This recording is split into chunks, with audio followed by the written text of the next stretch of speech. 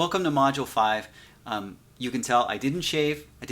I waited, and I was going to play this out and see if I've gone for it. That's where I am. I'm with you. There's so much work that I don't have time to shave. I got to do all this work. So I'm serious, and I even wore my serious glasses. These are the kind of glasses you wear when you're an engineer or you're an advisor to the president, so you can walk in and take off the glasses and say how serious it is. So I wore these glasses to tell you this is serious. We're in the end of module 5, or we're in the end of the quarter, and everything is getting a lot more elaborate, a lot more sophisticated. And as you're going through that summary response, you realize that the stakes have gotten higher. That paper asks you to use attribution and citation, combine, synthesize sources. So you can tell with the summary response paper that we've really established all the skills that you need for the rest of the quarter. But that's not to say that if you did great on the summary response, you're necessarily going to do great on the exploratory synthesis. So modules 5 and 6 are very closely linked, and part of that linking is making sure that you're thinking about module 5 material in light of module 6 material. So when I open module 5, my plan is then, of course, to open module 6 at the same time. And I would really encourage you to just all at once download all the module 5 materials and module 6, at least the assignment plans, at the same time. And then you'll notice in the module 5 assignment plan, there's material there that's suggesting you look at module 6 videos. So the best way you're going to succeed at module 5 is by also looking at module 6 and having a sense of where the assignment goes, what the exploratory synthesis is. Now, this will be one of our longer introductory videos. The introductory video for module 6 will be relatively short because most of the ideas come through here in module 5. And that's intentional. So it is very front-loaded in many ways. Now, so forgive me that this one's going to run a little bit longer. There's a flow chart that I want to go over with you as we talk a little bit about thesis and how that structures your synthesis plan, your synthesis page assignments, all module 5 and 6 assignments. So let's take a little bit here. I'll just say a few things about the synthesis plan. This is a very hard word to say. It's almost as hard to say as it is to write. But I'll say a few words about the synthesis plan and page assignments, although of course there's a video on that. Now, those assignments are meant to really get you thinking about the paper, but not just think, actually doing the paper.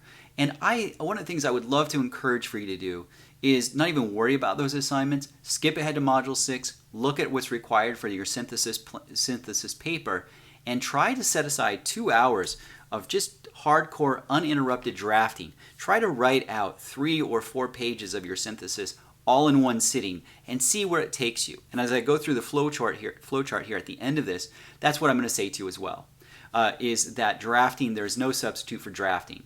I will say this, that this structure of this class is designed to kind of force you to outline a paper. Now, if you're like me, sometimes that works, sometimes it doesn't. Sometimes the only time you can figure out what you're really thinking is just to do the writing.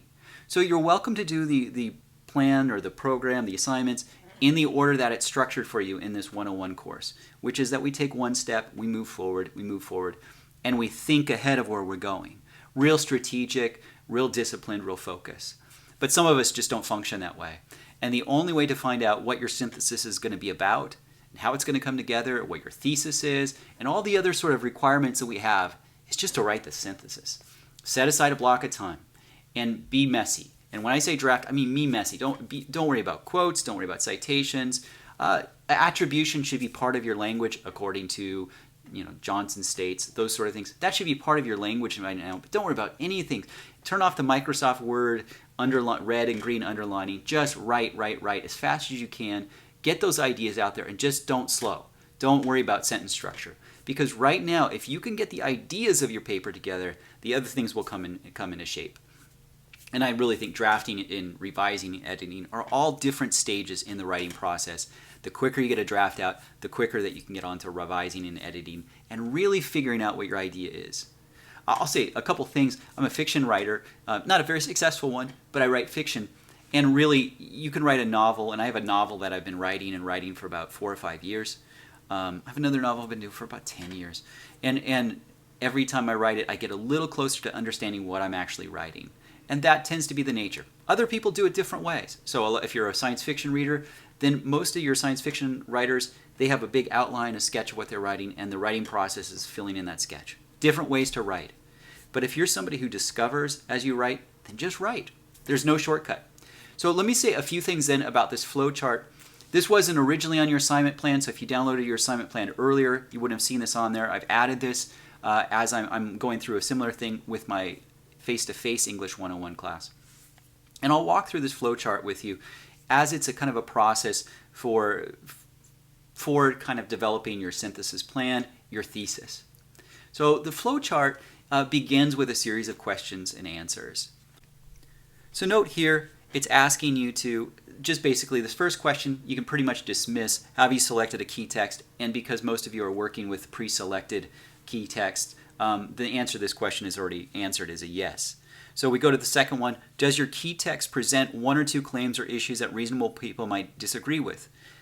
Well, hopefully you can find something there that when I mean reasonable people, if you're going to do something on steroids in sports, don't just say steroids in sports are, it's not some idea where, 12-year-olds shouldn't take steroids. Well, I don't think most reasonable people disagree with that. But reasonable people might disagree with the idea that athletes have a responsibility to be role models. And because of being role models, they shouldn't be using sports and PEDs in sports. And so if you can find some sort of idea that reasonable people can disagree about, we can move to that next step. If you can't, for example, if your key text was a study and all it does is present data, in this particular case, as you're starting the synthesis, maybe you use a different key text. And I know that may seem contrary to what other material I've added in the course, that you're working with that key text throughout. Remember, what you're using the key text for in the synthesis is to start a conversation. And that'll make a lot more sense as you watch the video on synthesis as conversation. I think that's in Module 6. You're starting a conversation.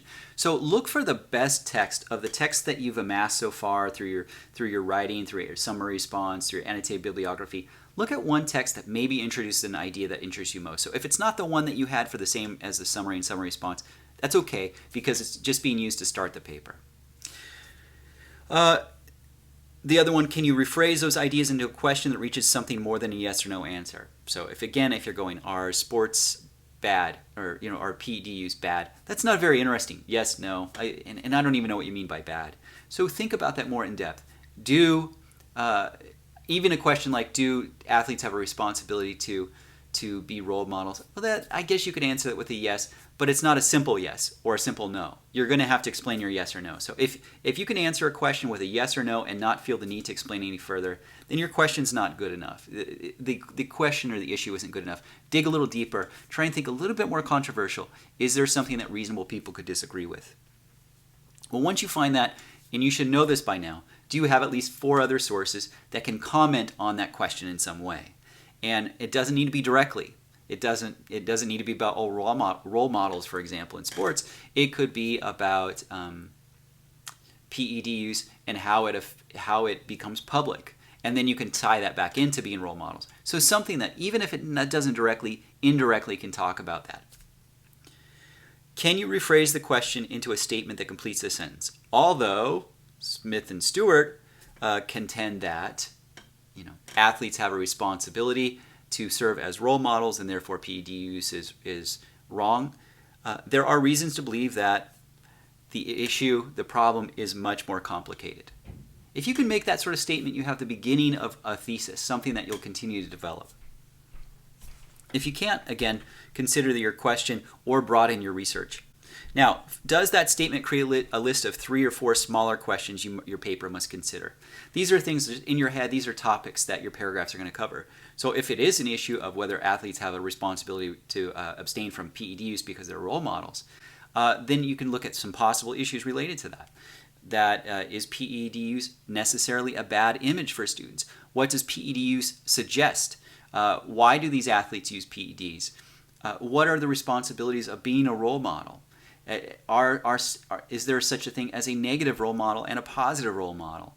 So you start to ask about different questions related to that big question. If you have those sub-questions, do your sources. Look at those sources and see if they at some level can speak to those kind of smaller questions. This source talks about the media and athletes. This source talks about... So you have some ways of addressing that. If you can't do that, of course, you're going to need to broaden your research or limit those topics, those subtopics. Finally, not exactly finally, but this is where I started this whole conversation in this overview, is draft your paper. So if you have a sense of where it's starting, where it's going, what your sources say, write. Spend 2 hours and just draft. Don't let anybody interrupt you. Turn off your cell phone, turn off your email. Just sit there and write out your paper, whether it's longhand, whether it's on computer. Do not look back, and try to get to a point where you finish your paper. You write your conclusion. Because here's what I find more often than not. When I read a paper that someone submitted too early, so it's sort of in a draft stage, they haven't really gone through the paper, done a revision and editing. In most cases, what I find is I get to that conclusion paragraph, and the conclusion is talking about something very different than what the introduction was talking about. And what I almost always say to students is, take that conclusion, take it, move it to the top of your paper, because you figured out from the writing process what it is you're most interested in writing about. So do that. If you get to the end of that draft and your conclusion feels like you're still talking about the same thing you started talking about, then great. You're in a great place because you can now work about revising and editing that paper. And you could probably extract enough from that to turn in your synthesis plan, your synthesis page, and have a really good start on your exploratory synthesis. But if you do get to the end of that process and you find that that last paragraph is doing something different, what you're probably going to find is that the paper has been shifting to that direction. So if the paper's been shifting to that direction all that time so that you end where you end, take that ending, make it your beginning, and rewrite that draft. Now you've figured out what your paper is really about, what you're really interested, where all the information is leading you. And that's part of writing.